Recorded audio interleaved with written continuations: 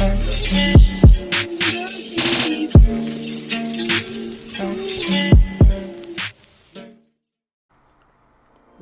is going on, guys? This is AFK Today, and today I will be showing you everything that I wish I knew when I first started The Division 2. Now, The Division 2 is a looter shooter game, you know, it's really great.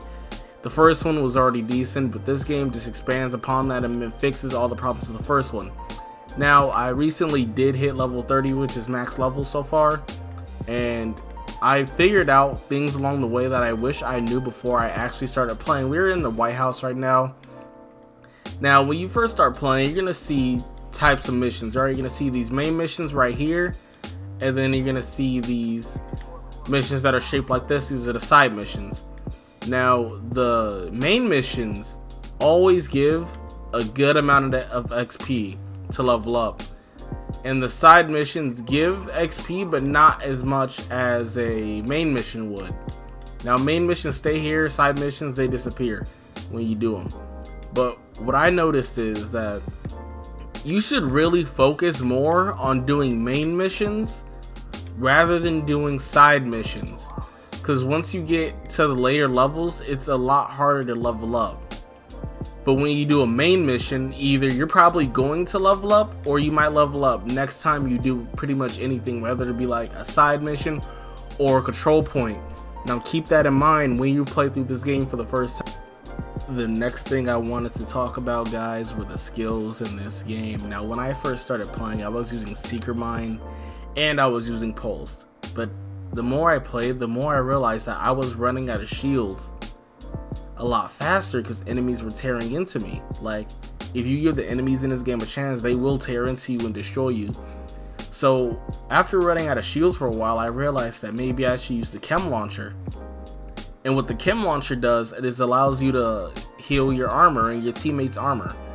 Now, knowing this earlier on would have given me a much more enjoyable process of playing, but I'm not mad, you know, like, you learn. So I learned that using the Chem Launcher is something that you should always have equipped most of the time, because it can save you in a pinch. You don't understand how many times the Chem Launcher has saved me from dying in this game when I'm running missions solo, or if I'm in the dark zone solo. So keep that in mind. You're going to want to use the Chem Launcher, you're going to want to use the healing mode. The other skill that I use, the other skill is really not that important, but the other skill that I personally use often is the drone, because it just, I don't know, it just focuses fire on different enemies when you need it to. But anyways, let's move on to the Alright, guys, the next thing I really wanted to point out was something I didn't realize until I was around level 25, to be honest. Now, throughout the game, you're going to pick up a lot of items, and you're going to pick up things called gear mods. Now, you know you have weapon mods, but you could also put mods on your gear, like your gloves, your chest piece, your holster.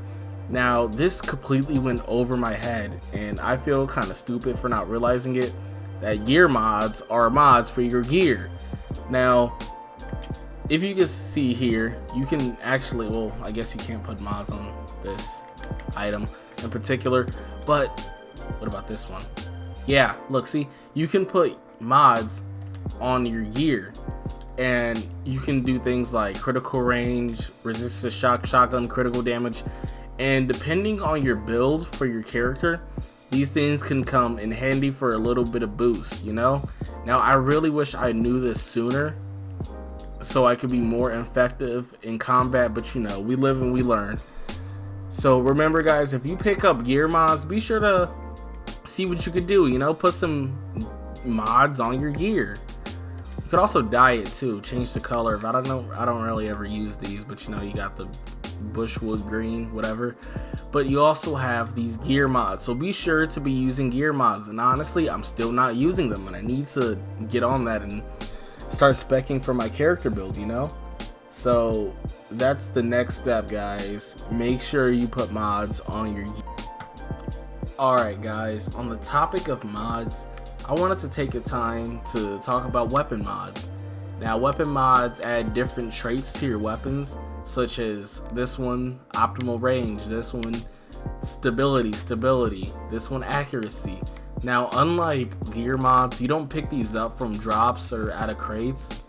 You get these from doing missions. You get the blueprint for the item, and then you need to craft it. Now, here, I'll show you an example.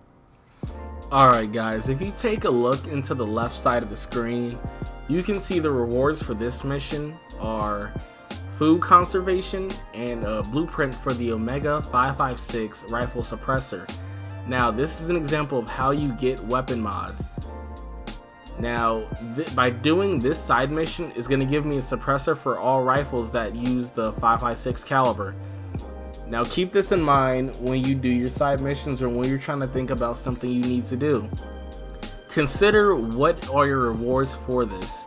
Will it help you sooner or will it help you later on?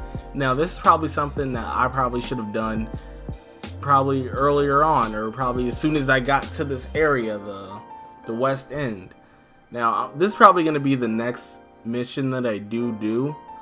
Haha, I said do. But anyways, yeah. So be sure to see what rewards you're getting and see if you're going to get any mods from the side missions or main missions you were doing. Alright guys, now once you obtain your mod blueprints, you're going to want to come to the crafting station at the White House. And you're going to want to come in here and you're going to go to mods. And as you can see, here are some of the blueprints that I have. And I haven't crafted everything. All the stuff that I have crafted has a check next to it. Now let's take this small red dot sight scope for an example. You're going to hold square or X on Xbox, whatever your platform you're playing on, whether it be Xbox, PC, PlayStation, it doesn't matter. You're gonna hold the button to craft, and it's gonna craft this item, and then it'll be in your inventory. You can use it on all your guns that allow it to be fit on. You see, it tells you what weapons this item will fit on. On the side right here, you can see the long list.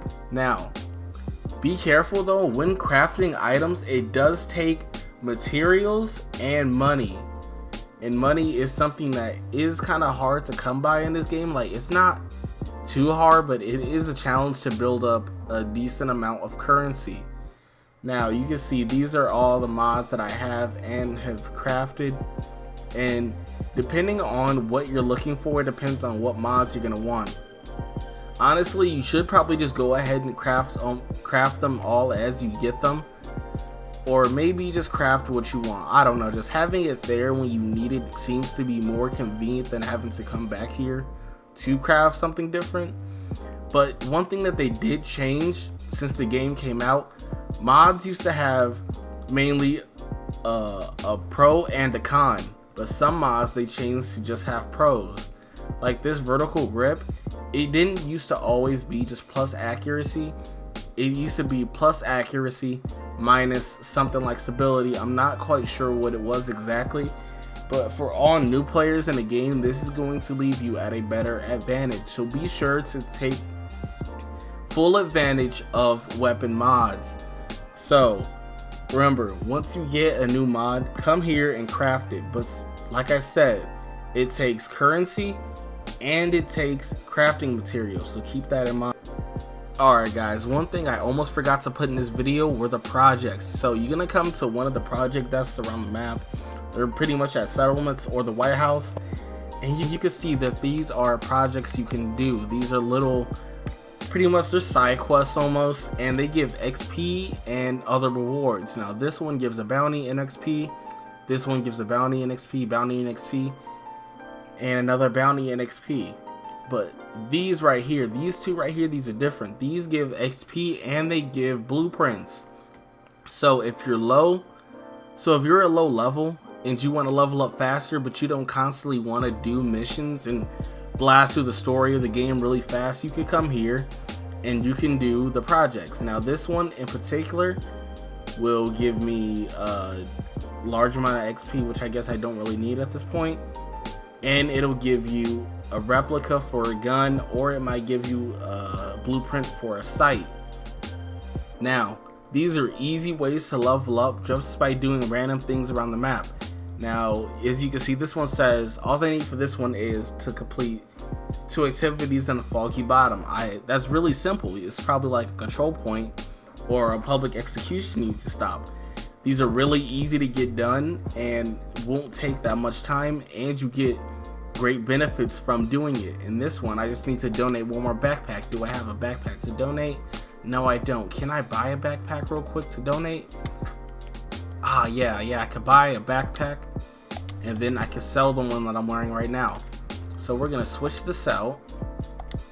That's not backpack, that's chest armor.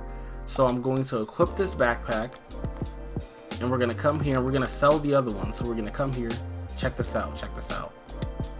I'm gonna donate this backpack, and look, things should be complete. Oh, but it's at the campus. Okay, so I'm gonna cut it right here, and I'm gonna fast travel to the campus, and then I'll show you guys me getting the benefit.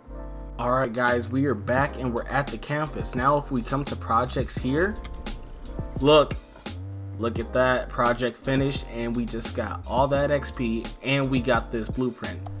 So now you can see that's an easy way to get more items in the game, get yourself better equipped, and level up faster.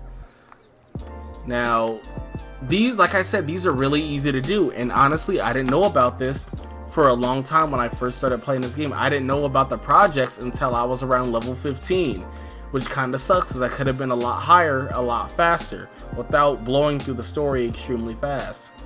That's something I didn't want to do. I wanted to take more time with this game so I could enjoy it longer. You know, this is a decently made game. Alright guys, these were just some tips and tricks I wish I knew about when I first started playing The Division 2. Now I hope with me sharing all this information to you guys, it will benefit you in your endeavors in becoming the best Division agent you can. Now honestly, I've been away for a while and I've just been doing a few streams every now and then, but I can't make any promises that videos will be coming out a lot more frequently, but I will try. Thank you for watching. Thank you for sticking to the end if you're listening to this right now, I guess.